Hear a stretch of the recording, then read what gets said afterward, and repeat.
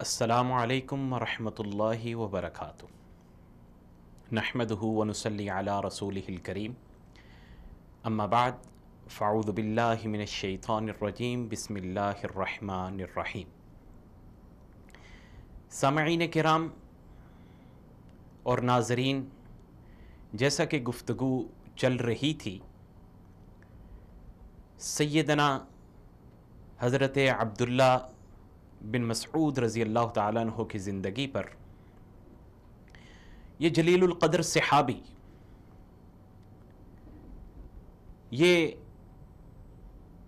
احادیث کو ذکر کرنے میں صف اول میں جن کا شمار اور قرآن کی تلاوت کرتے ہوئے سریلی آواز عرب کے اندر مشہور تھی، مورخین ان کا خاکہ بیان کرتے ہیں کہ یہ باریک پنڈلیوں والے اور چھوٹے سے قد کے آدمی تھے، اور ان کی اکثر کوشش ہوا کرتی تھی کہ جو حلیہ نبی کریم صلی اللہ علیہ وسلم کا ہے اسی کو اپنانے کی کوشش کرتے تھے۔ ان کے بارے میں ذکر آتا ہے کہ ان کی باریک پنڈلیاں اور چھوٹا سا جسم، قد کے زیادہ لمبے نہ تھے، چھوٹے قد کے تھے۔ کہتے ہیں کہ ان کا قد اتنا تھا کہ صحابہ اکرام رضوان اللہ علیہ مجمعین کی جماعت بیٹھی ہوا کرتی تھی تو آپ کھڑے ہوتے تھے اور آپ ان کے برابر لگتے تھے۔ ایک دفعہ کا ذکر ہے کہ شاید آپ ایک مسواک توڑنے کے لیے ایک درخت پہ چڑھ گئے تو صحابہ اکرام رضوان اللہ علیہ مجمعین بھی ساتھ تھے، تو ایک صحابی رسول نے کہا، دیکھو عبداللہ بن مسعود کی چھوٹی چھوٹی اور باریک باریک پنڈلیاں ہیں۔ تو آقا نامدار حضرت محمد رسول اللہ صلی اللہ علیہ وسلم بھی اسی جگہ پر تشریف فرما تھے۔ تو پیارے حبیب حضرت محمد رسول اللہ صلی اللہ علیہ وسلم فرماتے ہیں کہ تمہیں پتہ نہیں کہ عبداللہ کی 2 پنڈلیوں کا وزن احد کی پہاڑی سے بھی زیادہ ہے۔ سبحان اللہ! اس قدر ایمان کی طاقت اور ایمان کا وزن ہے۔ کہا کہ احد کی پہاڑی سے بھی زیادہ وزن ہے۔ وہ جلیل القدر صحابی سیدنا حضرت عبداللہ بن مسعود رضی اللہ تعالیٰ عنہ، تو وہ صحابی اتنے بہادر اور جری تھے، ایمان نے ان کے اندر ایسی قوت ڈال دی تھی۔ ایک دفعہ ان کا سامنا ہو گیا ابو جہل سے، جسے وقت کا فرعون کہا جاتا تھا۔ ابو جہل کا سامنا ہوا تو سیدنا حضرت عبداللہ بن مسعود رضی اللہ تعالیٰ عنہ کیا کہتے ہیں، کیا کرتے ہیں کہ ابو جہل نے جب انہیں تھپڑ مارا تو انہوں نے پوری قوت کے ساتھ، پوری طاقت کے ساتھ واپسی وار کیا۔ اور مورخین اس بات کو ذکر کرتے ہوئے آگے اس کا نتیجہ بیان نہیں کرتے، لیکن یہاں دیکھیں ایک بہادری، ایک بکریوں کے چرواہے جو اسلام سے پہلے ان کے پاس اتنی طاقت، اتنی جرت یا اتنی قوت نہ تھی کہ وہ کسی کے جواب دے سکیں، کوئی بات کر سکیں، لیکن اسلام نے انہیں ایسی قوت دی، ایسی طاقت دی کہ انہوں نے ابو جہل کے چہرے پر بھی تھپڑ مار دیا۔ افرا کے جوان مردوں نے، جری جوانوں نے جب ابو جہل کو تلواروں سے شدید زخمی کر دیا، ان جوانوں نے جب ابو جہل کو گرا لیا تو سیدنا عبداللہ بن مسعود رضی اللہ تعالیٰ عنہ ابو جہل کے پیچھے پیچھے، یعنی کہ اس کو تلاش کرتے کرتے اس جگہ پہ پہنچ گئے۔ جب دیکھا کہ ابو جہل تو زخمی حالت میں گرا ہوا ہے، قریب گئے۔ مورخین ذکر کرتے ہیں کہ یہ جلیل القدر صحابی جب قریب گیا تو ابو جہل کی گردن پہ پاؤں رکھ دیا اور گردن کو کاٹنے لگے۔ وہ ابو جہل کہتا ہے، او بکریوں کے چرواہے، اب تو مجھے مارے گا؟ تو یہ تو شان میرے رب کی ہے جس کو عطا کر دے۔ تو حضرت عبداللہ بن مسعود رضی اللہ تعالیٰ عنہ نے ابو جہل کی گردن کو کاٹا، اور وہ گردن، وہ سر اٹھا کے نبی پاک حضرت محمد رسول اللہ صلی اللہ علیہ وسلم کی بارگاہ میں پیش کیا۔ کہا اللہ کے نبی صلی اللہ علیہ وسلم، ابو جہل کو میں نے قتل کر دیا ہے۔ اور اللہ کے نبی صلی اللہ علیہ وسلم نے کلمہ شہادت بلند کیا، اشہد ان لا الہ الا اللہ و اشہد ان محمد رسول اللہ۔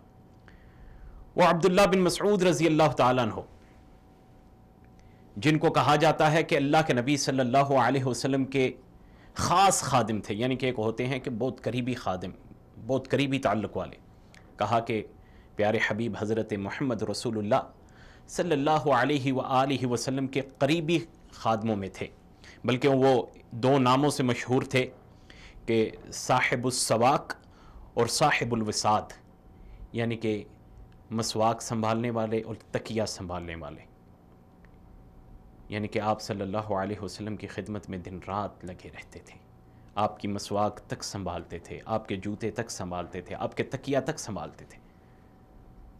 وہ جلیل القدر صحابی، اور ایمان کی ایسی قوت، ایسی دلیری تھی ان کے اندر۔ آتے ہیں ان کی آخری زندگی کی طرف، بیمار ہوئے تو مورخین لکھتے ہیں کہ آپ کی تقریباً 60 برس کے قریب عمر تھی، کافی شدید بیمار ہوئے۔ بیماری کی حالت میں حضرت عبداللہ بن مسعود رضی اللہ تعالیٰ عنہ کے پاس خلیفہ وقت سیدنا حضرت عثمان غنی رضی اللہ تعالیٰ عنہ تیمارداری کے لیے جاتے ہیں۔ عبداللہ بن مسعود رضی اللہ تعالیٰ عنہ صاحب فراش ہیں، تو عبداللہ بن مسعود رضی اللہ تعالیٰ عنہ سے سیدنا عثمان غنی رضی اللہ تعالیٰ عنہ سوال کرتے ہیں، اے عبداللہ، تمہیں کس چیز نے بیمار کر دیا؟ تو آگے سے جواب دیتے ہیں، مجھے میرے گناہوں نے بیمار کر دیا، مجھے میرے گناہوں نے لاغر کر دیا۔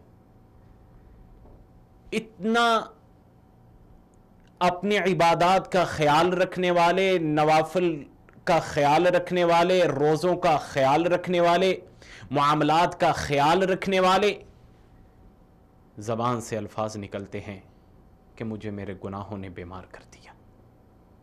یہ ہے ایمان کی طاقت، یہ ہے ایمان کی قوت، کہ اب بھی فکر ہے کہ میرے پاس گناہ زیادہ ہیں، اللہ ان کی قبروں پر رحمتیں نازل کرے۔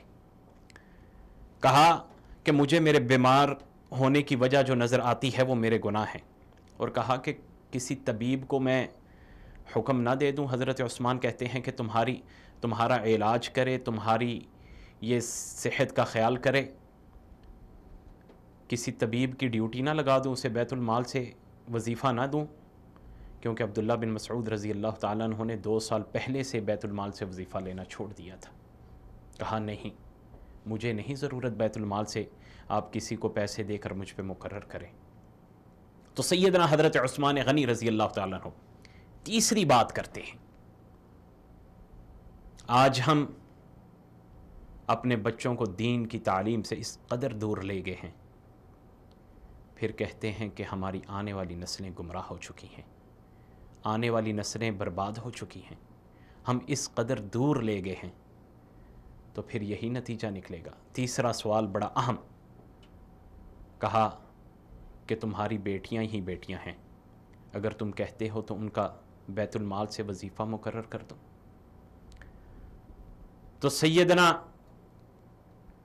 عبداللہ بن مسعود رضی اللہ تعالیٰ عنہ آگے سے جواب دیتے ہیں، عثمان، میں نے اپنی بیٹیوں کو اس حدیث کے مطابق، یعنی کہ جو میں نے بات آپ صلی اللہ علیہ وسلم کی زبان سے سنی کہ جو روزانہ سورۃ واقعہ کی تلاوت کرتا ہے اسے کبھی فاقہ نہیں آتا، وہ درس میں نے اپنی بیٹیوں کو سکھا دیا ہے۔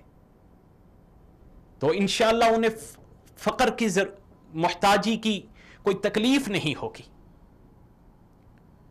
تو یہ ہیں سیدنا عبداللہ بن مسعود رضی اللہ تعالیٰ عنہ.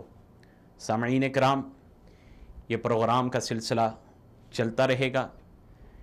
انشاءاللہ آپ کے ساتھ ملاقات ہوتی ہے اگلے پروگرام میں. تب تک کے لیے مجھے اجازت دیجیے. اللہ آپ کا اور ہم سب کا حامی و ناصر ہو.